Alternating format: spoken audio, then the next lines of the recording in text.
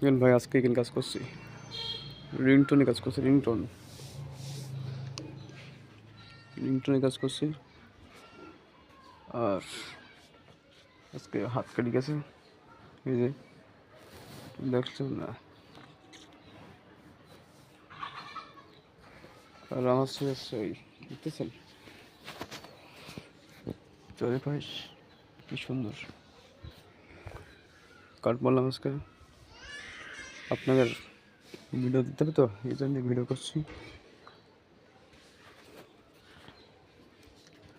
অটোর বসছেন ভাই, আমি এই দেখতেছেন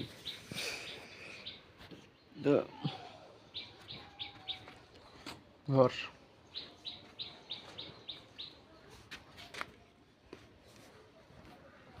চার কামরা ঘর মোট। আর এখানটায় কাজ করতে হবে আবার ফিরে। তাই বলছি হাত কেটে গেলো ভয়েস করে, খুব কষ্ট লাগলো।